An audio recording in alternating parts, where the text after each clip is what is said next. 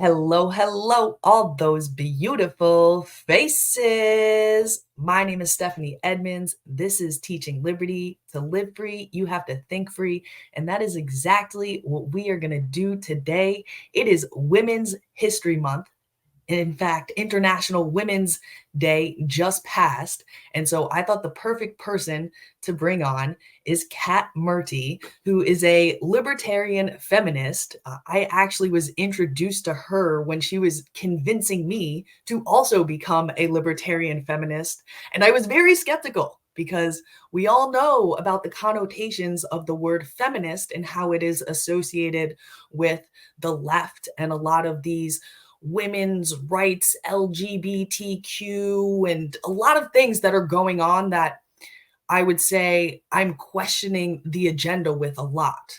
But she made a very convincing argument. And so I brought her on here to share that argument and also talk about this phenomenon of how the left has historically been the champion of women's rights. International Women's Day and now the month is based on a socialist women's movement that started over 100 years ago. So, with all this context, I thought this would be a great time to talk about it. But first, Kat, can you tell us a little bit about yourself and who you are, what you do? Yeah, great. Thanks for having me on, Stephanie. Definitely. I'm so excited to talk to you here today and about this issue, which is something I'm very passionate about. So, like you said, my name is Kat Murti. I'm the Executive Director of Students for Sensible Drug Policy. We're the largest youth-led organization working to end the war on drugs in the United States. And I'm also the Executive Director and co-founder of Feminists for Liberty. We are a nonprofit working on smashing sexism and the state. We're a libertarian feminist organization uplifting both libertarian and feminist voices and changing the narrative around what both of those mean. So, this is something that I talk about a lot. I think a lot of times people tend to really think about feminism as being something that is on the left. And what we as libertarian feminists believe is that it's not just social and cultural equality, but economic equality as well. Um, that the long history of libertarianism is about consent culture applied to everything, and that there's nothing more collectivist than treating someone as simply a representative of their sex or their gender. Um, we also think that throughout history, while of course there are many sexist, misogynistic individuals, the really crushing elements have come from state and from government repression, and that the long history of women's liberty is really about women's access to markets and fight for access to equality in the marketplace. So that's just a quick See, it's really interesting, right? Because you're using a mix of that language that is both things that I would generally associate with the left, right? This smashing. What did you say? The first thing was smash. sexism in the state. Yes, smashing sexism, right? So and then you come in with the capitalist language. Mhm. And so we definitely have to do some things here with definitions. I think that's one of the most confusing things when we're getting into this conversation is I think a lot of times people do confuse capitalism, which I guess you defined as you having the free choice to consent to entering into a business deal or not, right? People get Not that just business confused. deals, but yes, it's about a voluntary system in which people can choose to engage in trade of goods and services with other individuals Right, and they on a get that voluntary basis. confused with state power, right? And they Yes, think that, uh, absolutely. yeah, they think that it's With like, power well, and with what we might call crony capitalism or corporate oligarchy or various terms that people use, right? That really, that's freedom for businesses, but not really, and not even all businesses, but not really freedom for individuals. And for me, the reason that I like capitalism as an economic system, we're really diving in deep right from the start, aren't we? But the reason that I like capitalism as an economic system is it's the one that allows individuals to thrive the most. It's the one that allows individuals to make decisions for themselves. And so it's not that I don't start from a point of promoting capitalism. It's that I start from a point of promoting individual liberty and individual rights. And I personally have found, and I think that the data and history holds up to it, that free markets are the system in which that happens the most, in which individuals are able to live freely. And so why has the left, right, the socialists specifically, I think a lot of times when we think of the left, we think today of the Democrats. And the Democrats certainly represent sort of the establishment version of this. But women's rights, the first movements were really around suffrage, right, the right to vote, and then got into a lot of things around bodily autonomy and in the workplace. And from there, but it was the socialists. It was explicitly socialist groups who were championing these rights. It also had an anti-war flavor because it was right around the time World War I broke out. And so why has and it's hard because when we talk about the left and the right, libertarians kind of cut across both, Thank right? you. That's definitely a huge part of it, right? Like you can be a libertarian anywhere on the bottom half of that left-right economic scale. It's just about whether or not you believe that ultimate authority should rest within the individual or the state. Right. And so what is the messaging do you think that is so appealing, or what is it about the socialists, the communists, these further, left politically, the way that we define things in American politics, that have been so successful at capturing women, keeping them, and then translating that over into sort of like moderate electoral wins, right? Like it's not the socialists necessarily that are winning. There certainly are some, but it's like the Especially from moderate Democrat liberal Party. capitalists, to be frank. Like It's the what? no, there's no free market capitalists that are running our governments either. It's we kind of act as if we're in this fight between socialism and capitalism, but in actuality, it's a bunch. We live in a mixed economy, and it's a bunch of people who really are authoritarians more than anything else. Right. Yeah, and that complicates the conversation as well too, right? Because the right, even though we're really focusing a lot of our ire on the left, the right has their own brand of authoritarianism, you know, as you were saying. And I guess it's just because the right is a little bit less focused on social issues generally. Mhm. Now they certainly do Well, have their issues like abortion, where they like to use government power, but I would say in general, right, they're sort of like the anti-identity politics people. So it right. feels like on this sort of feminist issue, the Republican conservative right and the libertarians sort of swing a little bit closer together, whereas sort of like on drug policy or on um, abortion, we might swing closer to the left as libertarians. Um, so I guess when we're talking about though the feminist issue, I guess that's why my ire is directed more at the left though. Because I would and also like I'm just curious, right? Because they've been so successful, right? Like they're really good at identifying the problems. So how can we as libertarians capitalize on that energy? Like you do better messaging to About messaging. That is really what it is. It's about the messaging because it's not that the socialists have necessarily or the communists have necessarily supported women more from the beginning. It's not that libertarians have not cared about these issues. Both of these are very much inaccurate, right? So let's, but I think you're right. Part of it is that identitarianism and this idea that a lot of libertarians, they believe in well, all libertarians believe in the individual. And then when they hear things like, um, that sound more like they're tied to a specific identity, like stuff about gender or stuff about sexuality or about race. It seems to them like an attack on the individual. And of course, it's not because all of us as individuals, I am an individual. And what makes me an individual, amongst other things, is the fact that I am a woman, but I'm also a mother. I'm a libertarian. That's a part of who I am as an individual. I'm an Indian woman. I'm all of these different types of things, and that makes up who I am as an individual. But I don't want to stick on that point too much. I want to go back to this idea that that the socialists have always been about these issues, because you're right, they've certainly received that reputation. And it does start with International Women's Day. International Women's Day, the first time it was a march, a massive march that happened in New York State by garment workers who were all female at the time. So it's actually notable that these were women who were coming to work in these factories because it allowed them to escape from the control and the drudgery of living on these family farms, which is previously what they were doing.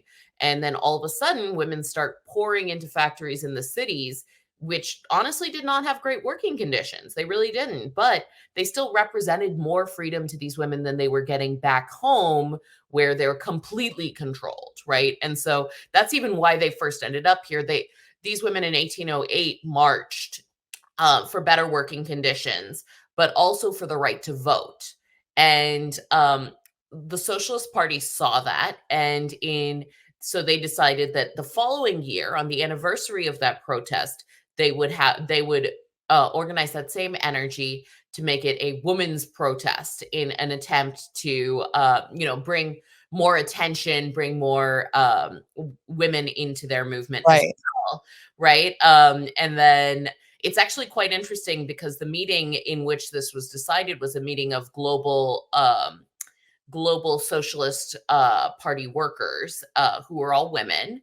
And so they were excited, they were ready to do this. And when they brought this to the larger Socialist Party organizing, a lot of the men were upset and didn't want that to happen, because they thought that it was getting sidelined by women's issues, which was something that they were not interested in, and a lot of them opposed, right? So it's not that these ideas are fundamentally more feminist.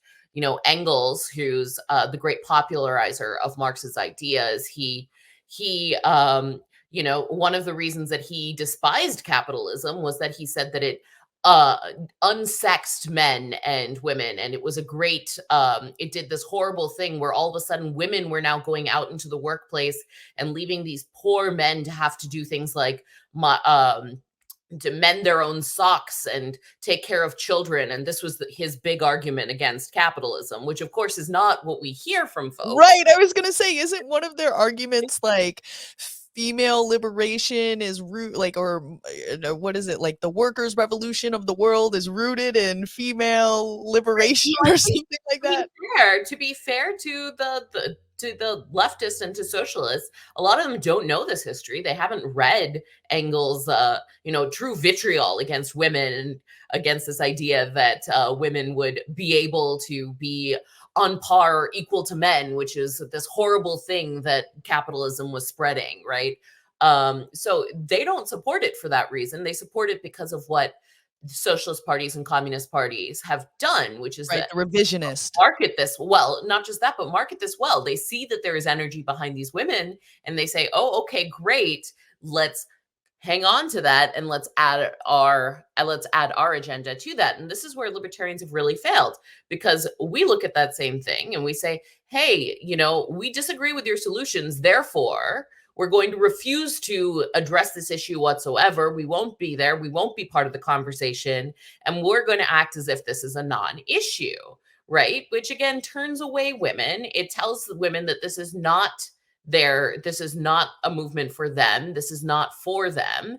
And it also attracts the kinds of men who don't like women's freedom and don't want that. And so it kind of is this reinforcing thing. And that's really sad, because libertarianism itself, and in fact, the modern American libertarian movement, was started by three women. Ayn Rand, Isabel Patterson, and Rose Wilder Lane, who ended up starting this movement in large part because they were frustrated by the so-called male capitalists and business owners, because in the 1940s, because they found that half of them were perfectly fine with market controls as long as it was being used to benefit their businesses over other businesses. And Which the is other most of half the business people I know today. Right, exactly, exactly. We're not pro-business, we're pro-markets. There's a huge difference, right?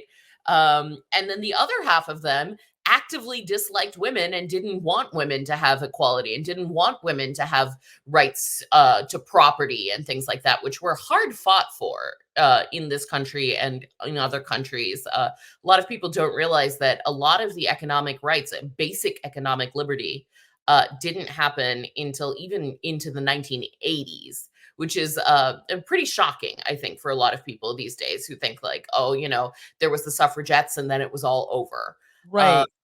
And so so one of my arguments that I've been thinking, and I don't have enough, I haven't done enough research to fully back up this argument in sort of the like academic way where I'd really have evidence to support it, but really from everything that I'm seeing, it's the social movements follow actual market advances, right? Because like you had said in the beginning, right? The it was when women and really everybody, right, move from this farming agricultural economy into more of a industrial economy. They're coming to the cities, their lifestyles are changing. they're Um, less they're tied to this sort they're of leaving. traditional patriarchy. They're able to make more of their own choices as individuals. This is when, for example, love marriage starts to get common in the United States and in England and other Western economies that become industrialized economies. You start to see around the start of the 1900s is when people start being able to choose their own spouses rather than having their families choose it for them. Right. Why you So have these it's not women like who want to, yeah, who are able to earn like, the money. social movements follow that, you know what I mean? So it's like there always has to be some sort of market advancement where individuals have more freedom for then there to be a social movement sort of around that thing championing that thing. If you Um, have to spend all of your time fighting to survive in order to be able right. to basically just get food and shelter on a daily basis, you will not have time for revolution, right?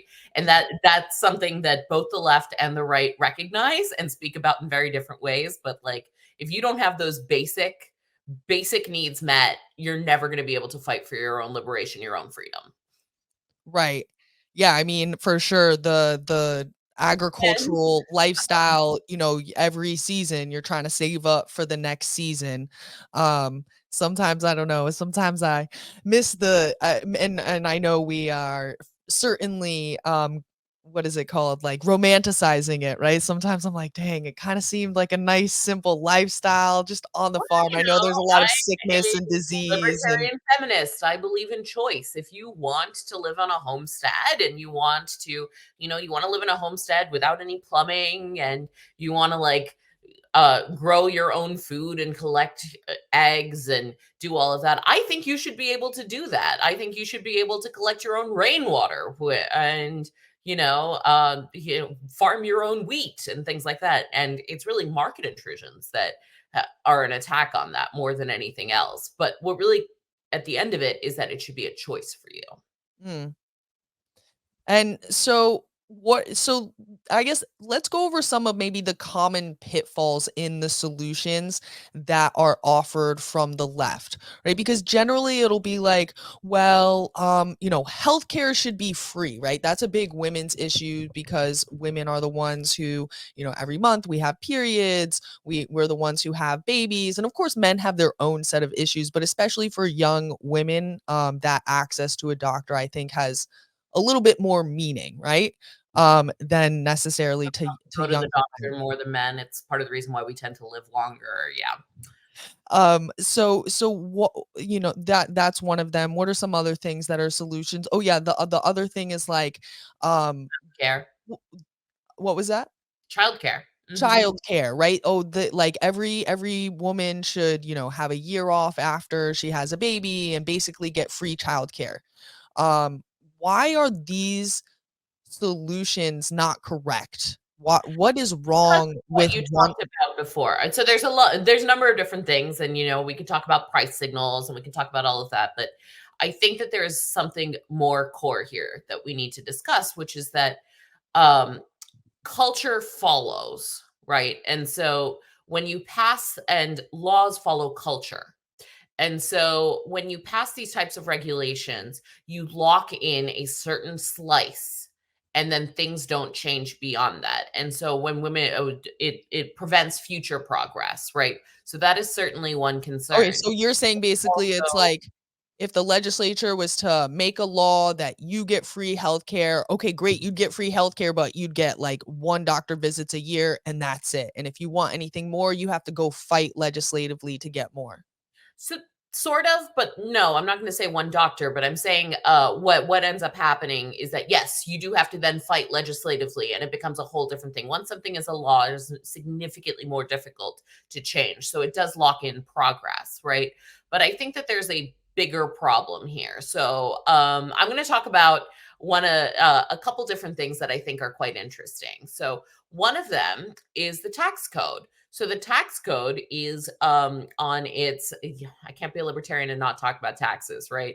So the tax code is, for all purposes, gender neutral.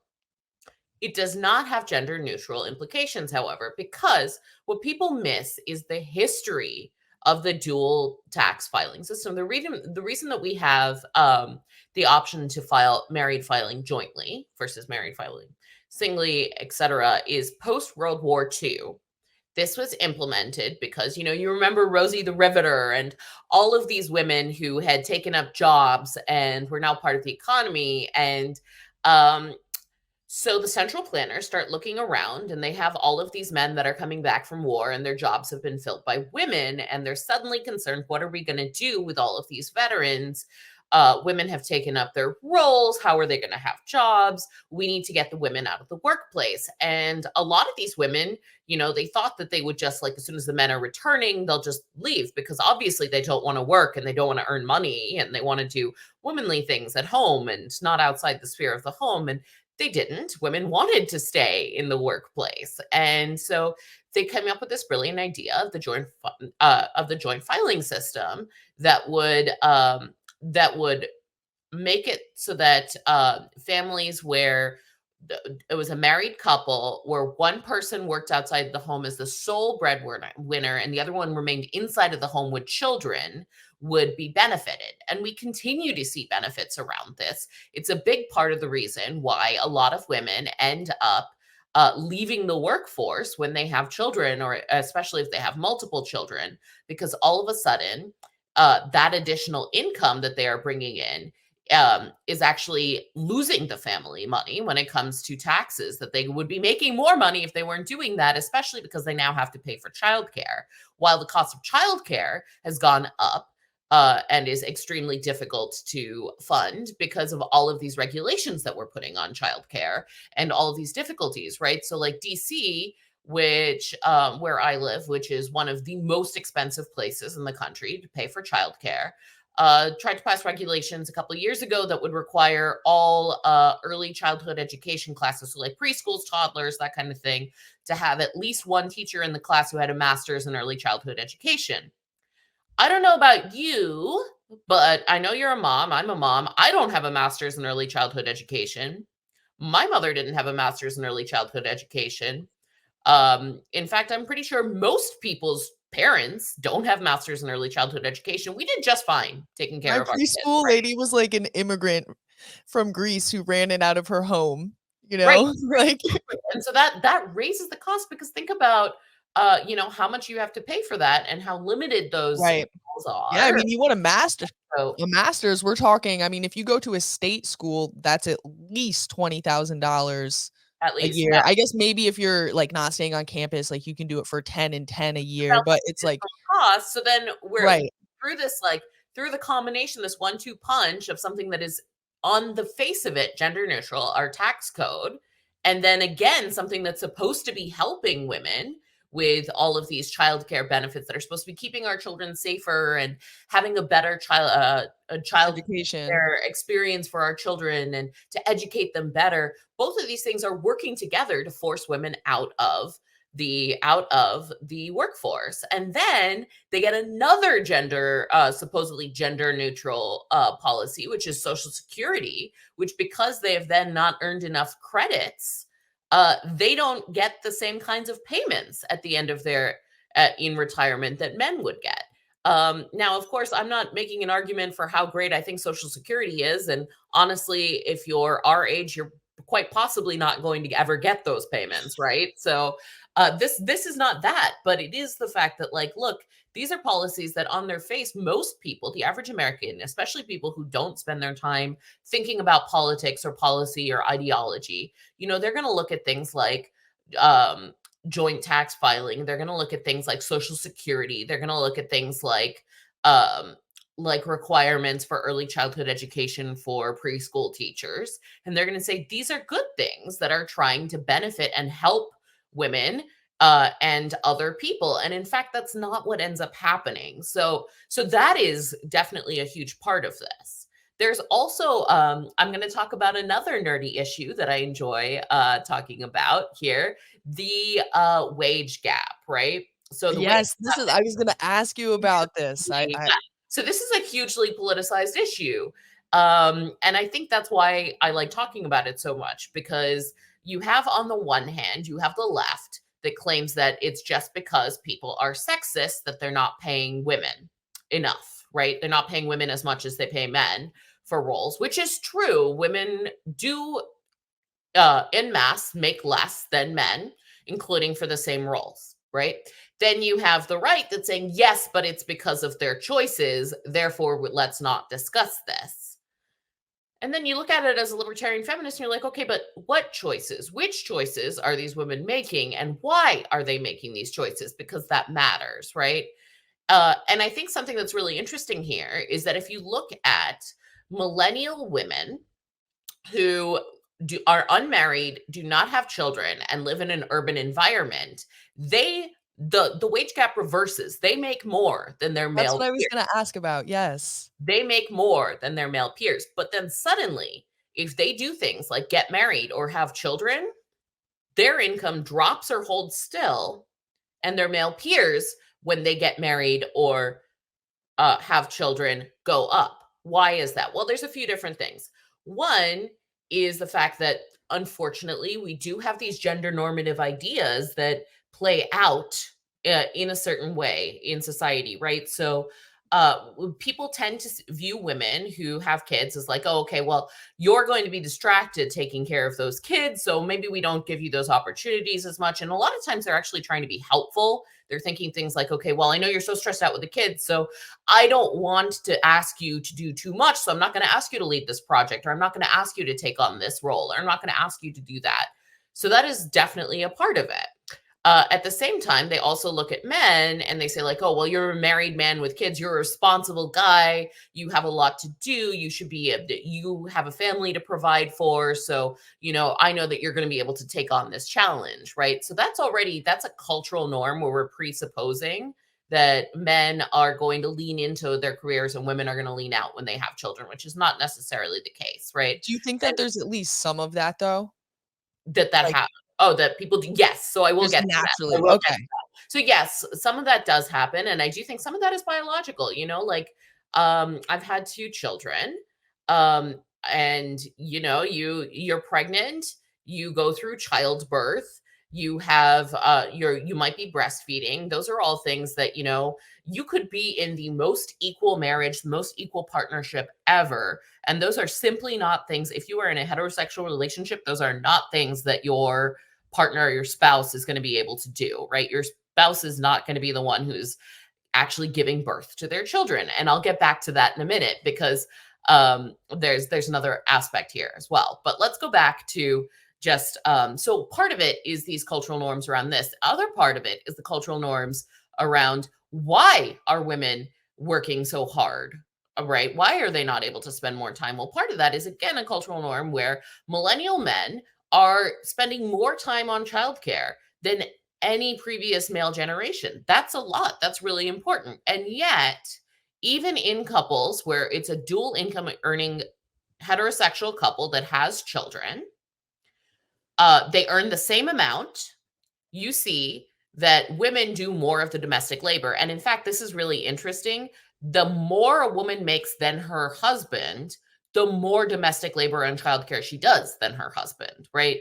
And these, again, come back to these cultural ideas about who should be doing this. And things like that. And I think that us having these conversations is changing that. And that is the way to do it. Let me be clear. I don't think that we need to have a law that says husbands need to be changing more diapers, right?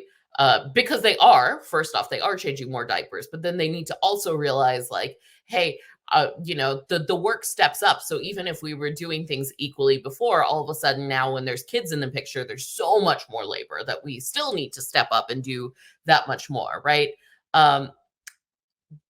So that's a huge part of it. But then we also look at, like, what are the state-based solutions that people try to come up with for things like this. So we can talk about, okay, so what if we do guaranteed maternity leave, right? This is important. I think maternity leave is incredibly important. It benefits you as the individual, it benefits the child, it benefits society at large, because we really do need we need more people in our society. Every additional person is additional opportunities, additional ability to create, etc. And, like, everything in our society is based upon the fact that there are other people, right? And Life so is beautiful. Life is beautiful. life is beautiful, right? And we are actually, I know everybody always talks about there's, like, so much population, but actually we're headed in the other direction Yeah, because, okay, yeah, so we you are. know, People are so having fewer and fewer children, that's and my a push large for part of having babies. this is because it's so hard to have children in our society, right?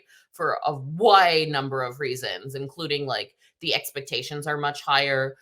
Working mothers nowadays spend significantly more hours with their children than stay-at-home moms in the 70s and the 50s, right? So stay-at-home moms in the 50s spent less time taking care of their children than working mothers nowadays.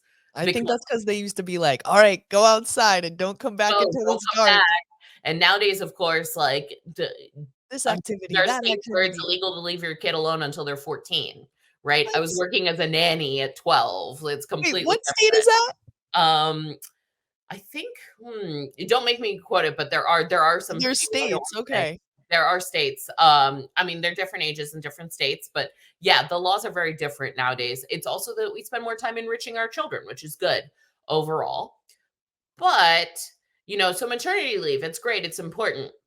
Um, in the countries that have a guaranteed year-long maternity leave, women don't move into those higher level jobs. They're not they're simply not considered for those roles, and it tracks with what we see versus in the United States, where they don't have paid maternity leave, and we really should culturally have that. Um, Again, I said culturally. Note that I said that. Oh, we really should. Women do have more ability to become things like CEOs. We see higher rates of that, and it's very closely tied. So then you think, okay, well, what if you made this not simply tied to gender? What if we did, for example, what if both men and women got got paid paternity leave, got paid parental leave? Well, this is important, and I do think that companies and organizations should adopt these things. However, how they end up playing out can also be shaped by gender norms, because they did a study on this in simply around professors, right? Professors were both you look at where they'd offered equal parental leave for everybody regardless of who gets it, and what they found was that women who took maternity leave did better. So mothers who got maternity leave, paid maternity leave, did better in their careers than mothers who didn't get parental leave. However, they still did worse than men who didn't get parental leave and men who did. Okay. But men who got parental leave did significantly better in their careers long term than men who didn't get parental leave, and all women, right? And what was the difference? Well, they looked at what they were using that parental leave for. Childbirth and pregnancy are very hard on your body, right? It's people have long-term, lifelong repercussions of choosing to have children. I personally think it's a positive trade-off. And I think most people who choose to have children feel the same way. But this is it's a huge toll on your body that you're This recovering ain't from. my Practical this ain't my medical. pre-pregnancy body. Yeah, exactly, exactly. There is a huge toll that you are physically recovering from. You are also generally waking up every, you're feeding the baby every 10 to 90 minutes, right? Like constantly, you're up all night, you're taking care of the baby. Like that is what you are doing. Well, that is what men who take parental leave, they should be you assume what they should be doing is also taking care of the baby, taking care of their of the mother of this child who is now maybe has all of her abs cut open or otherwise has like major surgery that she's faced, whether no matter how she chose to have the baby, who has other things that she needs to recover from, etc., who might be taking care of things like cooking and cleaning and helping support that young child. And yet, what they found with these professors is a lot of them were treating it essentially as a sabbatical, and they were doing extra research and writing and publishing more. And so they had more published papers than the men who didn't have children. And so that was the big difference. And that comes back to a cultural norm, right? So again, you can't treat these in separate. It's both, right? It's the you and these are policies that when you put in place, they can only operate within this cultural norm that we have. And so really where that change comes from is us having these conversations about things like, okay, well, as a father, you actually do need to be doing this stuff. Like, why are you in, a big cultural change that we've had is that men now overwhelmingly come to the hospital when their child is born and are in the room, right? Why are you in the room? You are not in the room as a spectator. You are in the room in order to be a medical advocate for this woman, because this is one of the one highest risks for a woman losing her life and having all sorts of other problems. We know that there's a lot of medical abuses that happen in obstetrics because, we have a tendency to view women in general, but also especially women who are giving birth, pregnant women, mothers, and especially when they are poor or of color, as as not knowing what they're doing and not being able to advocate for themselves and ignoring what they're saying. So your job is to do those things. Your job is to support in the birth. It's not you're there just to watch and enjoy this fun event, right? So I think like those things like that's a cultural norm that is still changing. The idea that you have to step up and do work. Men are doing more work, but they're still doing less of that work than the women are doing. All of those kinds of things. And those conversations, that's what actually moves us forward. And then when the fact that if for a woman to be able to go into the workplace and become a CEO when she's a mother, she cannot be expected to also be the one who always takes off all the sick time anytime the kid needs to call out of daycare. Her partner needs to be able to do that as well. This is especially true as well for women who don't make CEO incomes, who are in other roles. And so Right. all of these kinds of things, you can put a policy into place. That policy is not going to help, and a lot of times actually pulls women back. What you need is the cultural change that's happening in the background, and that happens through these conversations. That happens in evaluation um, throughout society. That women are actually equal to And it men, happens through more deserve to be, economic freedom, right? It and it happens does through happen having through more more economic choices, freedom. More right? choices, more ability to support yourself, more ability to choose to voluntarily engage with other individuals who might be things like a doula or a nanny or anything like that as well. So it's these things are really complicated, and when we just say we don't want to talk about it because it's all through choices, you're actually just ceding the conversation to the folks who are going to say, "Well, we're going to fix it by saying we're providing free childcare for all women in that first year," and not looking at, well, okay, but do all women want to send their child to childcare for 10 hours a day while they're working, or would they rather, have a flexible working environment where they're able to both raise their children and work? Would there be a situation where both spouses could have flexible working environments? They're both able to advance their careers and switch off when they're taking care of the child, which is what my husband and I do with our two young ones. Or all sorts of different things. And overwhelmingly, when we talk, the state provided solutions do tend to steamroll over what actual women want in their lives. What actual women usually want is the ability to make choices for themselves. So even when we get to childcare, what women say they want is not to be able to send their baby off for 10 hours a day so that they can go and work and pretend that they're not leaking milk, they're not bleeding, they're not doing all these other things because they just gave birth 6 weeks ago. They want an environment where they're able to advance their career, where they're able to work, where they're able to support themselves. And, the right will say, well, we want women to be supported in the home as stay-at-home mothers. And there's nothing wrong with being a stay-at-home mother or a stay-at-home father. If that is the right choice for you and your family, that is fine. But it should be a choice because, it's the exact same problem. If you're telling women this is the only thing that they can do, stay home, don't work. Well, you know what? Women who don't work outside the home, who don't have their own bank accounts, are significantly more likely to be abused. Let's say that they're in a wonderful marriage, but their spouse dies. They don't have credit to be able to continue to pay the mortgage on their house or buy a new car or support their family.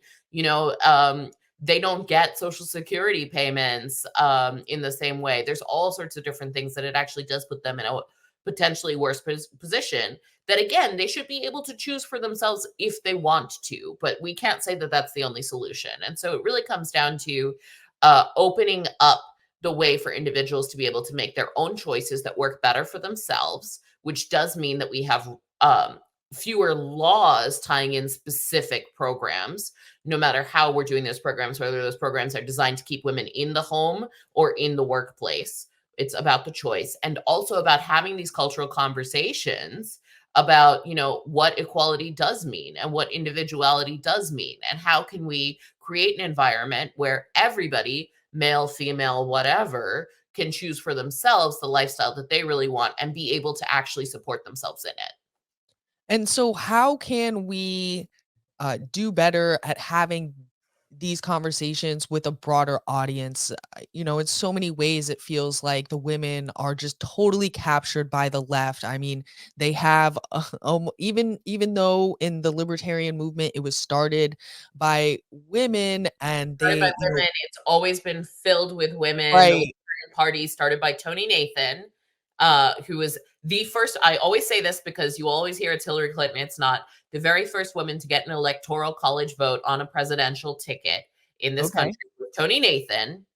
eh, in the early 1970s, who ran as vice president on the Libertarian Party ticket. As soon as that campaign was over, she started the Association for Libertarian Feminists, particularly because she found that even though libertarianism was even though libertarianism itself was feminist, and even though the Libertarian Party was created to support a lot of the same issues that feminists supported, she found that people were viewing libertarianism as uh, as not feminist inherently, and she found that the men involved in the libertarian movement were not addressing the kinds of issues that women cared about, even though there was clear and obvious libertarian solutions to them, and even though they were very much a part of what it means to have individual freedom, right? And so this has been an ongoing issue, and that's what I Right. come back to. Yeah, it's like, how do we get more market share? I mean,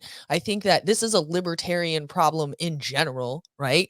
But particularly so for women. But I still think that the it's a smart move to go after the women, right? Just in the same way that the socialists were smart to be like, well, if we win this voter share, like it's a huge come up, right?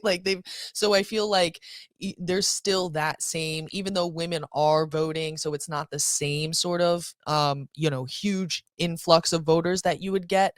The way that women mobilize, the way that women organize, the way that women, use their social networks in a way that I think is very female, like feminine. I mean, Like how did we meet, Stephanie? We met through the Ladies of Liberty we Alliance, did, we met like through a Lola. global network of libertarian Right, women. right. There's so So many of I us. get it, I get it, Sometimes people are like, "Oh, there's no libertarian women." I'm like, "Are you kidding? I know thousands, and but you're how can we do even more? How um, can we convince people that, like, you don't need to get free things from the government, in order to be more free as a female, you actually need the government to stop doing things to you, right? Because I mean, it is true. I mean, Like, you're right. That is what it is. Now, first off, let's say yeah, it's not just women who want free things from the government. Everybody wants free things from the government, including many people who call themselves libertarian will still take those handouts, right?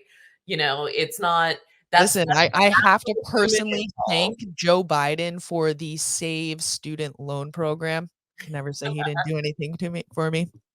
Hey, I liked those child subsidy checks that came during COVID. Those were very helpful. So, I understand there are benefits. People do like these things. You have to realize who paid for that at the end of the day. Have you looked at grocery prices lately? Like our And also, we would have never been freaking locked down in the first place if it right? weren't for the government, right? I would have never been in these Exactly, stupid exactly. student loans if the government didn't blow up the price of college payments. Right, exactly. So it's that, but that's a hard argument to make. That is a very difficult argument to make, but it's an even harder argument to make. It's only one One of my lesson. It's favorite one books. lesson over and over again. Favorite books.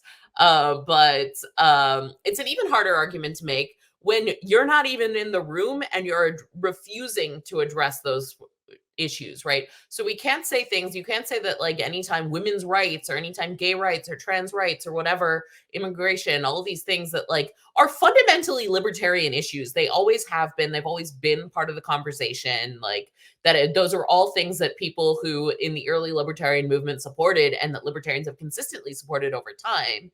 All of a sudden, because of fusionism or other movements in the last decade or so, the whole like feminism is cancer bullshit.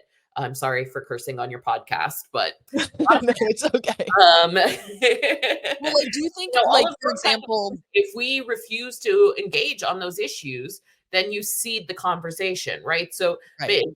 taking these issues, taking the things that women care about seriously and talking about them and being a part of the conversation, being a part of those movements, it's not just that we should expect women to show up to the libertarian things that are happening. Libertarians should be showing up to the things that women are doing and in a positive way, actually wanting to be a part of that community, part of wanting to engage. So when we first started Feminists for Liberty in 2016, early 2016 is when we originally incorporated. One of the first things that we did was take part in the Women's March. One of the first major things that we did was take part in the Women's March. And all of these people were telling us, well, don't go. They don't want you. It's just for Democrats. And we're like, well, that's not what they said. They didn't say it's the Democratic Women's March. They said it's Women's March for people who care about women's rights. We are women who care about women's rights. We took a big group of people.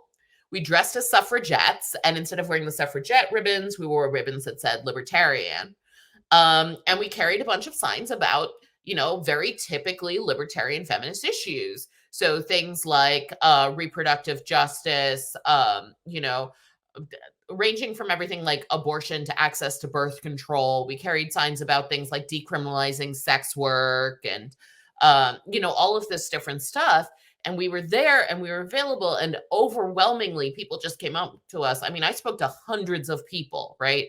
And they all kept coming up to us. And there was two different things that they said to us. One, I didn't know that there were libertarian women. Like, well, there's a lot. We're here. Hello. There's a lot more of us. This is just a few of us who happened to be in DC at the time. Or they would start telling us a story about the one and only libertarian whom they ever met, who is always some edgelord dude that they met in college who hated women. And he spent the whole time talking about how women are, women are predisposed to love the state because the state has replaced their father figure. And that's why we need to get back into the patriarchy. Or, the fact that you're laughing because you've heard this argument is the problem, right? And so for all of those people, they just wanted to come up and talk to us about libertarianism and feminism. And over and over and over again, people weren't angry at us. They kept saying like, oh, that's so cool. Actually, you know what? I think I might be a libertarian feminist. Right. And so that's how you do it. You go and you have these conversations with people. And alternately, you call out all those people who are making those arguments about things like, oh, women are just status by nature. Because I don't know about you, Stephanie, but I'm definitely not a statist and I never have been. And I don't want a big daddy figure telling me what to do in my life, whether he's my father, my husband, or the government. Yeah, I mean, women, we run our, even traditionally, if you're in that, we run our household, right? We're the mother of our children. We get to, be the ones who tell Right, our you're children what saying to all of do. this, like, trad, which is really, like, cosplay, right, at this point, is more than anything else, it's some sort of weird fetishistic cosplay, for a lot of the folks, So I right? can take a And cute this picture is and about, post it. a lot of these traditional households are run on the factor that you would go that sure, maybe the man went and made the money, but then it comes back into the household, and a lot of times it was women who were making those decisions about what to do with the money. Yeah, well, even Doing all still, sorts of right? things, like Women make the majority of women economic were choices. working, like, if we're talking about, like yeah, women were always working. There was a very brief period during the 1950s when, women weren't working as much, and they were still working in the household, and, lots of women were still working outside of the household. You think about all those mothers, helpers, and things like that. Those were working women, you know?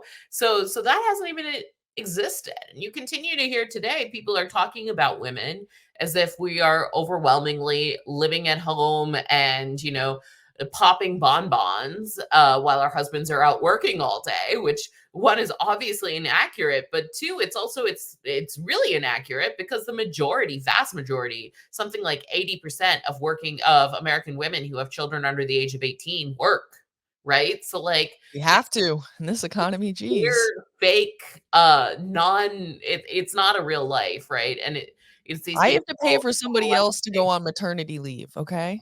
Yeah, yeah, exactly. It's a whole thing, and so it's all of those kinds of things. So it's changing how we're talking about these issues. It's being a part of this issue. It's about calling out these bad arguments when they happen, these bad faith actors, and making very clear that they do not represent the ideas that we're promoting.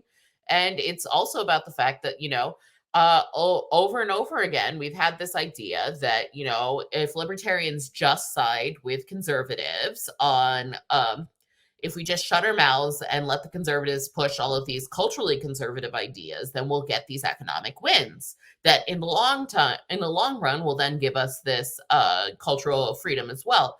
Well, that's not really what's happened. We see it over and over again. All of these, you back that cultural conservative, and then he's not actually, and it's usually he, but not always, but he's not actually going to go into government and then free up the markets. That's not what happens. They get the social conservatism, and we don't get the capitalism, and yet we're not as willing to work with, not when I say we, I mean certain libertarians. Obviously, lots of libertarians do work across the left and across the right, and I think that that's the right way to do it, right? But too many are not as willing to work with folks on the left because they say, well, I disagree with their views on economic policy. But you do agree with their views on a whole lot of other things, right? That are going to further um, individual liberty. So why not work with them on those things? And the thing is that in the long run, people more than anything else, they trust the people in their lives who they think are trustworthy, good people who are working for good things, because most people in the world want the world to be a better place. We just have different visions of how that is, right? And so if you understand that and you look at the world that way, and you live your life that way, and you live out your values that you're trying to teach, that you believe in, and you're vocal about these values, but you're not just vocal about them, you live them, then people start to look at you and see you, and they trust you, and they say, you know what, I don't know if I always agree with you, but at least I know that you're trying to do good things. And that's how over time you slowly move them in your direction as well. All right, I want everybody to hit that like button for libertarian feminism and for Kat Murti. And can you let everybody know where can they find you and what else do you have going on? Yeah, absolutely. Yeah. So you can find me on Twitter and Facebook as Kat Murti. You can find Feminists for Liberty across all the social platforms, mostly as Feminists for Liberty, although on Twitter, or I guess X, we're just at Feminist Liberty. What I have going on is actually a slight shift from gender equality, but I think really important move for human liberation. Right now, Students for Sensible Drug Policy is putting together our 420 week of unity here in Washington, D.C. We've been building a big coalition from the left, from the right, from the cannabis industry, because right now is a very important moment. We have a chance to make a movement towards cannabis justice that is not going to happen for another 10 years because of where things are happening with the 2016, 20, I've jumped It feels like the 2016 right, election over again. we're still there with the 2024 election, with the election, and with a number of different things that are happening. This is our moment. People are coming up to me over and over again and saying, like, congratulations, you've legalized cannabis, and we really haven't. The vast majority of Americans do live in a place where cannabis is now legal, quasi-legal, and yet we have over 3,000 people in federal custody right now and tens of thousands throughout the states who are locked up for amounts of cannabis that are less than dispensaries deal with on a daily basis. And then we have countless more individuals who are locked up by what we call paper shackles. They have a criminal record that prevents them from being able to get jobs, from being able to get mortgages, from being able to participate in the economy and support themselves. This is an issue of basic freedom. And so we've got a week starting from 4/17 all the way up to 4/20. We're asking everyone to come out to Washington, D.C. or support us from home. Hashtag 4/20 Week of Unity. We're doing everything from putting together the largest ever bipartisan lobby day in support of cannabis. We're doing expungement resource fairs to get people's records cleared and make sure that they're able to participate in the economy again for free. We're clearing their records for free. Obviously, they can't participate for free, but we're doing press conferences, policy days. We're doing all sorts of different trainings and things like that. Please check us out at ssdp.org. Again, that's 4/20 Week of Unity. This is our moment. We're pushing for descheduling cannabis, letting everyone out of prison, clearing their records. This isn't a left issue. This isn't a right issue. It's an issue of freedom. And it's time that we come together and really make something happen. All right, I love it. And I am going to make sure I have that information down in the description below, where to follow Kat, where to find out more information about SSDP and this week of unity. Thank you so much for coming on here and talking about libertarianism and feminism and really I think that it's important not just to be like, oh, this Women's History Month or International Women's Day, so dumb. It's something from the left. It's like, no, like you said, let's embrace it. Let's meet people where they are. Let's have these important conversations. And that's how we win. So I appreciate you. And hopefully we can talk again soon. Yeah. Thanks for having me.